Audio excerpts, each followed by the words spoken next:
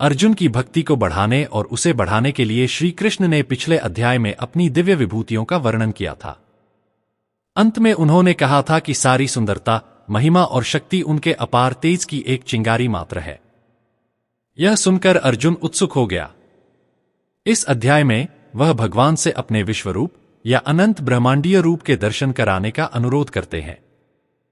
श्री कृष्ण अर्जुन को अपने अनंत रूप को देखने के लिए दिव्य दृष्टि प्रदान करते हैं, जिसमें सभी ब्रह्मांड शामिल हैं। अर्जुन देवों के देव के शरीर में संपूर्ण सृष्टि को देखता है, जिसमें असीमित भुजाएं, मुख और उदर हैं।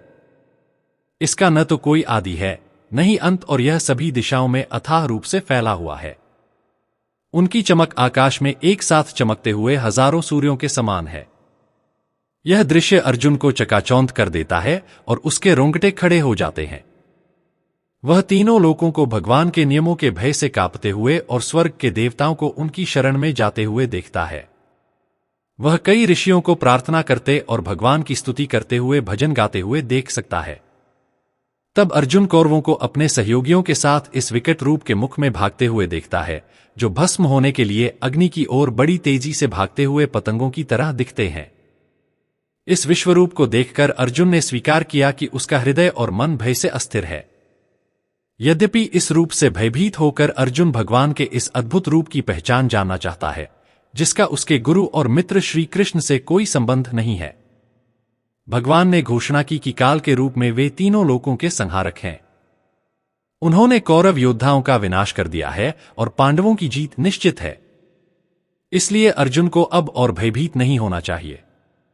उसे बस उठकर युद्ध करना चाहिए। अभिभूत होकर अर्जुन भगवान की स्तुति करने लगता है, जो अपने अनंत रूपों में पूरे ब्रह्मांड में व्याप्त हैं, और उनके भव्य रूप को अनेक बार नमस्कार करता है।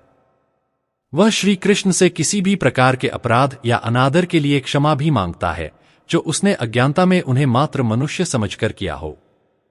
इसके बाद अर्जुन भगवान से उनकी कृपा की याचना करता है और उनसे एक मनभावन रूप धारण करने का अनुरोध करता है।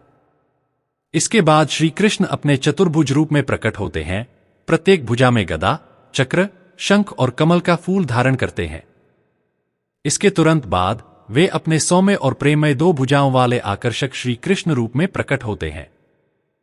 फिर वे अर्जुन से कहते हैं कि उनसे पहले किसी ने भी भगवान को इस आदिम ब्रह्मांडीय रूप में नहीं देखा है।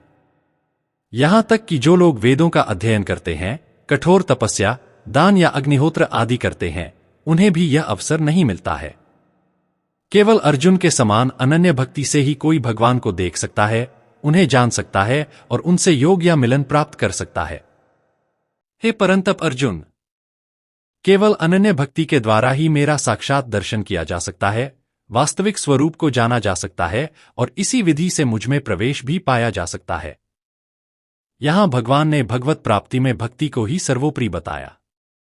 ज्ञान और भक्ति दोनों ही संसार का दुख दूर करने में समान है, परंतु ज्ञान की अपेक्षा भक्ति की महिमा अधिक है। ज्ञान में अखंड रस की प्राप्ति होती है, पर भक्ति में अनंत रस की प्राप्ति होती है। ज्ञान भगवान तक पहुंचे या न पहुंचे, पर भक्ति भगवान तक ने संदेह पहुंचती है।